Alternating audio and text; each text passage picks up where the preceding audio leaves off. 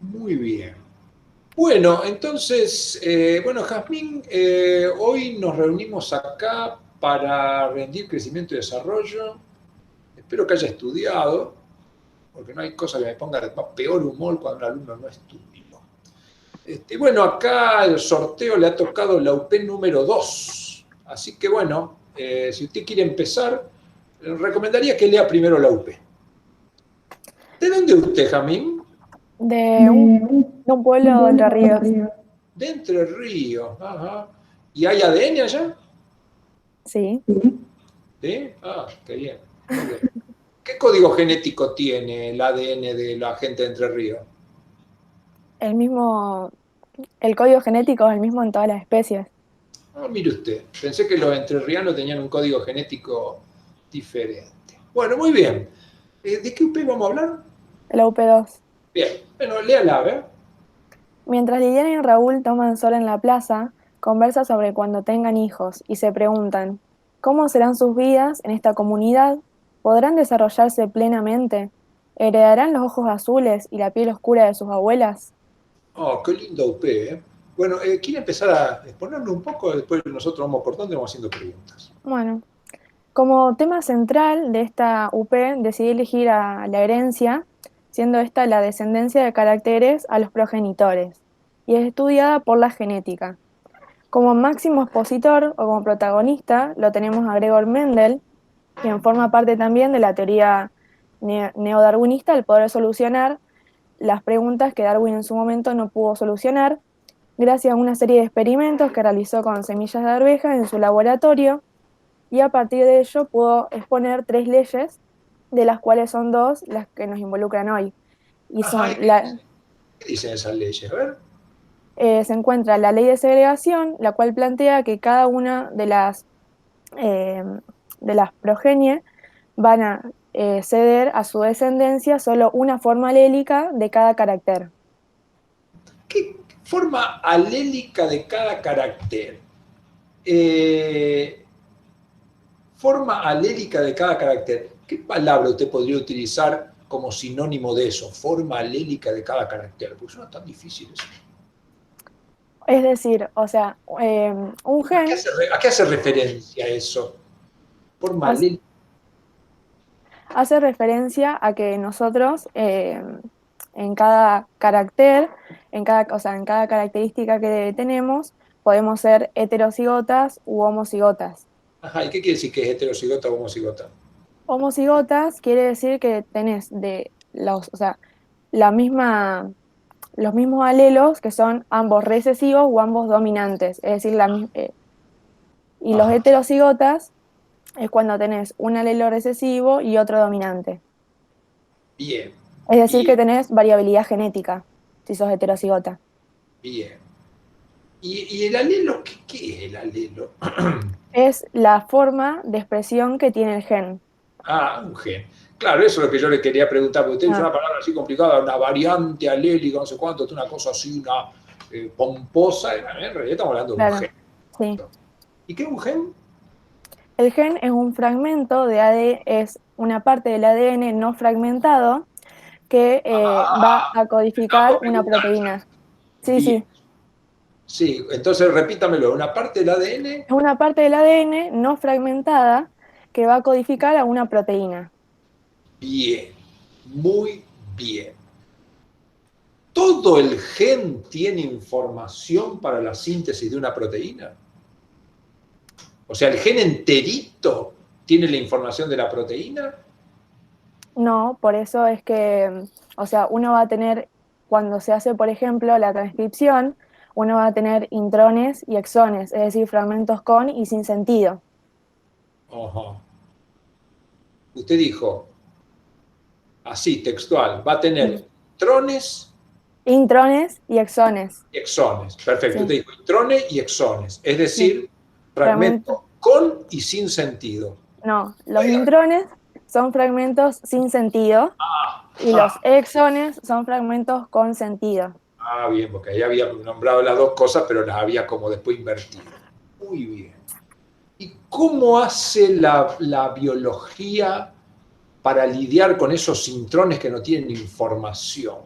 Es como cuando Bueno, Y bueno, es como cuando a mí los intrones me hacen acordar a las tandas publicitarias cuando estoy viendo una película. Me aparece el intrón y me corta la información, ¿no es cierto? Entonces yo para eliminar esa información tengo un control remoto que me permite cambiar y buscar otra información, como que pasar a leer otro gen. Muy bien. Ese proceso que yo hago con el control remoto sería en la biología equivalente a qué proceso. Es equivalente a la transcripción, ya que cuando ni bien se Ah, transcribe este ARN, al principio va a ser heteronuclear ajá. y va a sufrir el fenómeno de splicing, en el que se van a eliminar estos fragmentos sin sentido, y va a quedar el ARN mensajero. Muy bien, muy bien, muy bien. Bueno, continúe. Ya no me acuerdo dónde estaba, pero usted seguramente sí. Bueno, de acuerdo a estas leyes, también se puede hablar del dogma central de la genética molecular, en donde, bueno, entran los temas que ya veníamos hablando: la duplicación, que es la síntesis de ADN, la transcripción, la síntesis de ARN, y la traducción, en donde es la síntesis de proteína, donde se pasa de un código en bases nitrogenadas a un código aminoácidico. Muy bien, muy bien. Este, ahí ven, en ese dogma usted mencionó varios procesos, ya de uno estuvimos hablando, la transcripción, el otro es la traducción. ¿Dónde se produce la traducción? La traducción va a tener lugar en los ribosomas. Ajá, ¿y dónde están ubicados esos Se van a bichos? ubicar en el citoplasma. En el citoplasma. Muy bien. Yo leí que hay ribosomas libres y ribosomas unidos al retículo endoplasmático. ¿Hay alguna explicación que haya dos tipos de ribosomas o no? Bueno, una vez o sea, depende de dónde se sintetice la proteína, si en un ribosoma libre o adherido, va a Ajá. depender del fin de esa proteína, ya que si esa proteína se va a sintetizar en ribosomas libres, su destino va a ser para consumo interno de la célula. En cambio, si el ribosoma es adherido, va a ser de consumo externo. Bien. Esto me traslada así como en un viaje intergaláctico a la UP, creo, número 5. En la UP 5 es la de inmunidad, ¿no es cierto? Sí. Inmunidad. Ahí cuando trabajamos en la UP número 5 vimos unas proteínas extremadamente importantes que se llaman inmunoglobulinas. Inmunoglobulinas. ¿Quién calcula que una inmunoglobulina se sintetiza en un ribosoma libre o en un ribosoma unido al RER? En un ribosoma adherido. Una ribosoma adherido. ¿Y por qué me lo dijo con tanta seguridad? Porque, porque por ejemplo, los ribosomas libres van a tener fines, por ejemplo, estructurales, como de fabricar la tubulina, que se Ajá, necesita dentro del citoplasma. En cambio, los ribosomas adheridos van a tener fines eh, para lisosomas, por ejemplo, que son todas funciones que se pueden ejercer fuera de la célula. claro. Y las inmunoglobulinas son proteínas extracelulares, ¿no es cierto? Sí. Que su función es inactivar los antígenos o lo hacen Ujú. del lado externo. Bueno, muy bien. Entonces, está hablando del dogma de la biología molecular. Ahí tenemos algunos conceptos de traducción. ¿Qué otra cosa vio en esta UP? Bueno, también se puede hablar de la jerarquización del mundo viviente, en donde se plantea que nosotros vivimos en un sistema biológico en donde hay sistemas bióticos, es decir, de los seres vivos, y abióticos, es decir, el mundo inerte, el ambiente. Entonces se plantea que uno interactúa constantemente con el ambiente, por ende, vivimos en un sistema biológico. Ajá. A ver, qué lindo, eso no lo había escuchado Y nunca. Por ejemplo, yendo a la UP número 5, ¿no es cierto que una nena se clava un clavo y, bueno, tiene la posibilidad, digamos, uno de los riesgos es de contraer la enfermedad del tétanos? Y después en otra UP, creo que en la número 7, si no recuerdo mal, hablamos de tres estudiantes que estudiaban escuchando música y uno tenía la vista cansada. Entonces ahí, bueno, la nena de la UP5 está interactuando con el medio ambiente porque se clavó un clavo y en cambio los otros también están interactuando con el medio ambiente porque escuchan sonido. Ahí nuestro organismo está interactuando con dos cosas. ¿Cuál sería para usted un factor biótico y un abiótico, como el que utilizó los términos? Y bueno, un factor biótico sería el oído y un factor abiótico sería en la UP7 el sonido. Claro, el factor abiótico sería el sonido, es algo físico, no puede decir que Claro. un sonido esté vivo, ¿cierto? Y el factor biótico sería, bueno, el oído, que sería nuestro. Ujú. Por ejemplo, un antígeno, ¿usted lo pondría dentro de qué? ¿De qué tipo de factores? Dentro biótico. Biótico, claro. ¿Eh? Acá tengo otros, me están atacando los animales y me están tumbando. Salí. Tengo muchos gatos acá, me desconcentran. Hoy no sé por qué, se ve que la humedad. Bueno, muy bien. Siguiendo un poco con el tema, usted habló de las leyes de Mendel, y a nosotros las leyes de Mendel nos permiten, esto es extremadamente importante porque hay una gran cantidad de patologías que se originan justamente de genes que sufren mutaciones y se heredan. Entonces, eso genera una gran cantidad de patologías con herencia mendeliana. Pero nosotros acá no estudiamos patología, estudiamos cosas normales. Entonces, supóngase que usted tiene dos progenitores, uno que es heterocigota para un determinado carácter, o sea, tiene un gen dominante, el gen recesivo. Ay, para que se cortó. Se cortó, sí, a mí Sí. también se me quedó congelada recién. O sea, tengo dos progenitores, Ujú. uno es heterocigota para un determinado carácter, es decir, tiene el gen dominante y el gen recesivo, y el otro también. O sea, los dos son heterocigotas. ¿Qué probabilidad existe de que tengan un hijo homocigota recesivo? Es decir, que muestre el fenotipo recesivo, por lo cual tiene que ser obviamente homocigota. Bueno, la probabilidad es del 25%. Qué rápido lo sacó. Es que tengo las tablas de Punnett ya hechas en la cabeza cuando lo estudié. Así no vale. Por el experimento de Mendel. Así no vale.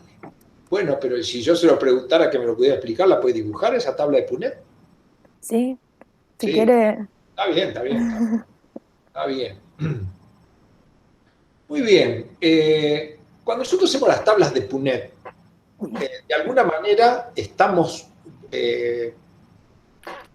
incluyendo en nuestro razonamiento, aunque a veces no lo pensamos, a una división celular. ¿Cuál es la división celular que nos permite a nosotros construir esas tablas? ¿La mitosis o la meiosis? ¿Cómo? Perdón, se cortó de nuevo. Sí, es difícil la pregunta que estoy haciendo. Cuando uno hace estos ejercicios de herencia y de caracteres dominantes y recesivos y construye la tabla de Punnett, tácitamente, digamos, oculto, hay una división, el concepto de división celular. Ahora, ¿qué división celular es la que nosotros metemos en nuestra cabeza cuando hacemos esas tablas? ¿La división mitótica o la división meiótica? No, la división meiótica. Claro, la división meiótica, porque la división meiótica, ¿qué tipo de célula genera?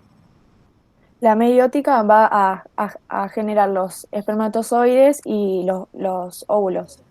Claro, los ovocitos, los óvulos, Mm.